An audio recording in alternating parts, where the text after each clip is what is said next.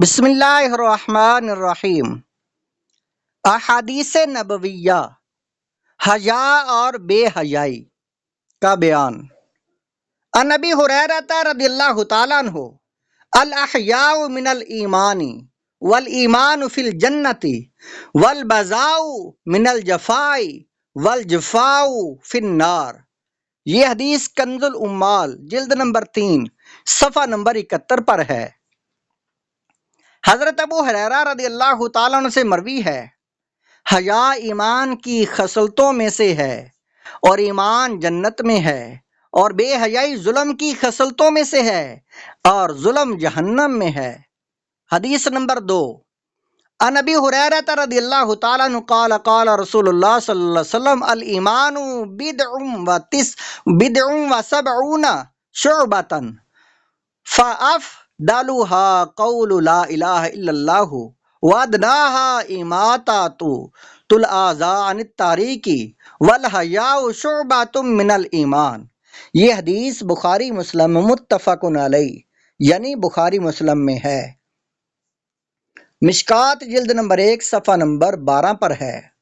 حضرت ابو ہریرہ رضی اللہ تعالیٰ عنہ سے مروی ہے، انہوں نے کہا کہ رسول اللہ صلی اللہ علیہ وسلم نے فرمایا ہے کہ ایمان 70 سے کچھ زیادہ شاخیں ہیں ایمان کی، تو ان میں سے سب سے افضل لا الہ الا اللہ ہے، اور سب سے ادنا کسی تکلیف کی چیزوں کو راستے سے ہٹا دینا ہے، اور حیا ایمان کی ایک بہت بڑی شاخ ہے۔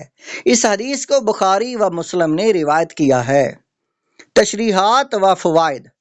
صاحب مرقات نے حیا کی یہ تعریف کی ہے، وَهُوَ خُلُقٌ يَمْنَعُ الشَّخْصَ مِنَ الْفِعْلِ الْقَبِیحِ بِسَبَبِ الْایمان، یعنی حیا وہ عادت ہے کہ آدمی کو برے کاموں سے ایمان کے سبب سے روک دے۔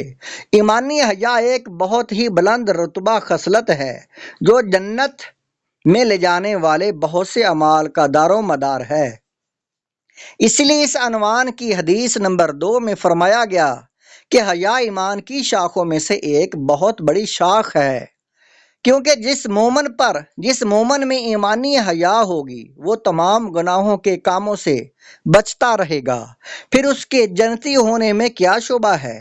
بہرحال حیا جنت میں لے جانے والی خصلت ہے، اور اس لیے دعا ہے کہ اللہ تعالیٰ ہر مومن کو ایمانی حیا کی دولت لا زوال سے مالا مال فرمائے۔ اب رہا یہ سوال کہ آخر حیا ایمان کی بہت بڑی شاخ اور بہت ہی اہم خصلت کیوں کر اور کس طرح ہے، تو اس کا جواب یہ ہے، اعمال اسلام کی 2 ہی قسمیں ہیں، اوامر و نواہی، یعنی اچھے کاموں کو کرو اور برے کاموں کو مت کرو، اور ظاہر ہے کہ جس مسلمان میں حیا کی صفت ہوگی وہ تمام برے کاموں سے باز رہے گا، تو گویا حیا ایمان کی ایک ایسی خصلت ہوگی کہ اس کی وجہ سے بہت سی ایمانی خصلتیں پائی جائیں گی۔ اس لیے یہ بلا شبہ درخت ایمان کی شاخوں میں سے نہایت ہی اہم اور بہت ہی بڑی شاخ ہے۔ واللہ تعالی عالم۔ صبر کی فضیلت۔ حضرت علی رضی اللہ تعالیٰ عنہ سے مروی ہے کہ صبر 3 ہیں، مصیبت پر صبر، عبادت پر صبر، گناہ سے صبر۔ تو جو مصیبت پر صبر کرے یہاں تک کہ مصیبت کو اچھی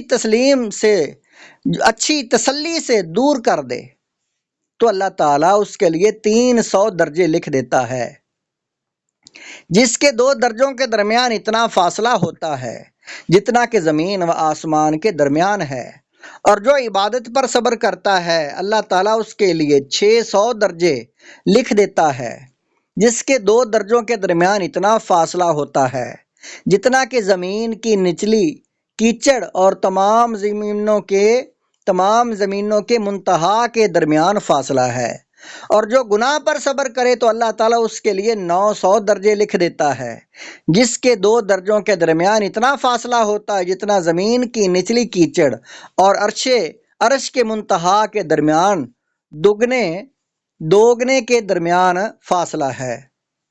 تشریحات و فوائد۔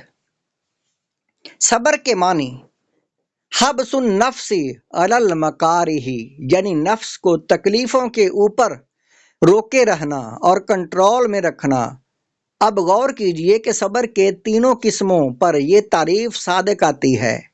صبر علی المصیبت، ظاہر ہے کہ مصیبت کے وقت نفس میں بڑی بے چینی اور بے قراری پیدا ہوتی ہے، اور بعض مرتبہ ایسی بکلاہٹ بلکہ جنون و دیوانگی کی کیفیت پیدا ہو جاتی ہے کہ انسان رونے پیٹنے، بال نوچنے اور کپڑے پھاڑنے لگتا ہے۔ اب اسی موقع پر اپنے نفس کو رونے پیٹنے اور جزا و فضا کی حرکتوں سے روکے رہنا، یہی مصیبت پر صبر کرنا ہے۔ صبر علی الطاعت، ظاہر ہے کہ گرمیوں کا روزہ ہو اور آدمی پیاس کی شدت سے بے قرار ہو اور سامنے ٹھنڈا ٹھنڈا میٹھا میٹھا برف کا شربت رکھا ہو، نفس بار بار شربت کی طرف لپکتا ہے، مگر روزہ دار نفس کو روکے ہوئے ہے۔ جو نفس پر گراں اور شاک ہے، یہی عبادت پر صبر کرنا ہے۔ صبر عن المعصیت، جو فرما جوان آدمی ہے، شہوت کا غلبہ شباب پر ہے اور زناکاری کے لیے نفس بے قرار ہے اور کوئی اس کو بدکاری کی دعوت بھی دے رہی ہے، مگر پرہیزگار مسلمان اپنے نفس کو روکے ہوئے ہے۔ فرمایا یہی صبر عن المعصیت، یعنی گناہ سے صبر کرنا ہے۔ حدیث میں آپ نے پڑھ کر کہ صبر کی ان تینوں قسموں کا بڑا درجہ ہے۔ قرآن مجید میں اللہ تعالیٰ نے ارشاد فرمایا ہے کہ ان اللہ مع الصابرین، یعنی صبر کرنے والوں کے ساتھ اللہ تعالیٰ کی امداد نصرت ہوتی ہے، اور صابرین کا مددگار اللہ تعالیٰ ہوتا ہے۔ سبحان اللہ، اس سے بڑھ کر صبر کا ثواب و اجر کیا ہوگا کہ خدا عز و جل صبر کرنے والوں کے ساتھ ہوتا ہے۔ خیر خواہی، حدیث نمبر 1، عن ابی ہریرہ قال قال رسول اللہ صلی اللہ علیہ وسلم الدین النصیحۃ ثلاثۃ مرار قالوا یا رسول اللہ لمن قال للہ ولکتابہ ولأئمۃ المسلمین وعامتہم۔ یہ حدیث ترمذی جلد نمبر 2 صفحہ نمبر 14 ہے۔ حضرت ابو ہریرہ رضی اللہ تعالیٰ عنہ سے روایت ہے، انہوں نے کہا کہ رسول اللہ صلی اللہ علیہ وسلم نے 3 مرتبہ یہ فرمایا کہ دین خیر خواہی ہے۔ تو صحابہ نے عرض کی، یا رسول اللہ صلی اللہ علیہ وسلم کس کی خیر خواہی ہے؟ تو آپ نے فرمایا اللہ عز و جل کی اور اس کے کتاب کی اور مسلمانوں کے اماموں کی اور عام مسلمانوں کی۔ حدیث نمبر 2، حضرت تمیم داری رضی اللہ تعالیٰ عنہ سے مروی ہے، فرمایا جو 5 باتیں لے کر قیامت کے دن آئے گا، اس کا چہرہ جنت سے نہیں روکا جائے گا۔ اللہ عز و جل کی خیر خواہی، دین کی خیر خواہی، خدا عز و جل کی کتاب کی خیر خواہی، اللہ کے رسول کی خیر خواہی، مسلمانوں کی جماعت کی خیر خواہی۔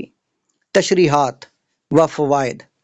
اللہ تعالیٰ کی خیر خواہی سے مراد یہ ہے کہ اللہ عز و جل کی ذات و صفات میں شرکت سے بچنا اور اس کی عبادت کرنا، اس کی نافرمانی اور معصیت سے بچنا۔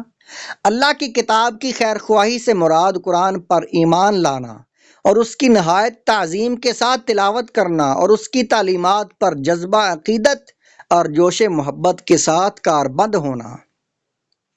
رسول صلی اللہ علیہ وسلم کی خیر خواہی کا یہ مطلب ہے کہ صدق دل سے رسول اللہ صلی اللہ علیہ وآلہ وسلم کی رسالت کی تصدیق کرنا اور ان کی ہر امر و نہی کی اطاعت اور ان کی تعظیم و توقیر اور ان کے ادب و احترام اور ان کے حقوق ادا کرنا اور ان کی سنت پر خود عمل کر کے دوسروں کو ان کی سیرت و سنت مبارکہ کی دعوت اور ان کے دین کی نصرت و حمایت اور نشر و اشاعت میں اپنی طاقت بر حصہ لینا۔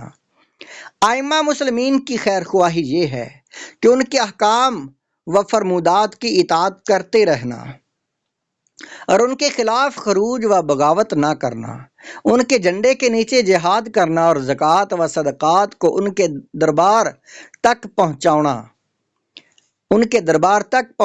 اور جماعت مسلمین کی خیر خواہی یہ ہے کہ ہر بات میں عام مسلمانوں کی صلاح و فلاح کا خیال رکھا جائے اور کوئی ایسا کام نہ کیا جائے جس سے مسلمانوں کو ضرر و نقصان پہنچے۔